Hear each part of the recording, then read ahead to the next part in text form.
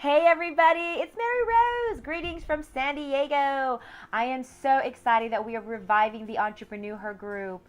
Of course, there is a new definition of this new entrepreneur, and you're going to learn more about it from Sean. But, the group in itself is just going to be taking a little shift with the tides. A lot of great things coming, so stay tuned this month. It's going to all reveal itself over time. But most importantly, we are now speaking to a new entrepreneur, and you're going to hopefully get a sense of that. So let me start. Let's talk about find your wave. You guys have heard me talk about it from a branding perspective, right? Words, artistry, voice, and energy. But I'm going to take a step back. I'm going to talk about worth, advantage, vision, and expertise. And the best way I think I can do that is tell a little bit of my reflection, my experience. I was in corporate, I was a corporate professional, I should say, mixed with my words, but corporate professional back in my day and in hospitality technology. Now, when I talk about worth, let's just start there, worth. I'm really looking at an industry, specifically a market, right? And so when I was in hospitality, what a great industry, right? Because one, it's not going anywhere. There will always be people who are going to want to travel. So they're going to need a place to stay, places to go, see, places to, they'll need transportation, right? And, it was an industry that I knew was going to have longevity. That wasn't going to ever go anywhere.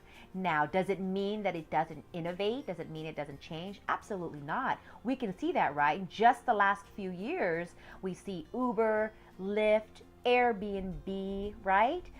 So many different things. They've got Uber Eats now, Amazon Prime delivering things, so there's all this idea that's helping this travel and hospitality industry, right? Within wherever you are, nationally, internationally, or whatsoever. So when I think about the worth, I never thought about that you have to dig deep a little bit, right? It's one thing to be in a viable industry that's going to be around, but it's another thing to dig a little bit deeper and say, hey, where's it going, right? What innovations are happening? Where are big brands going with it?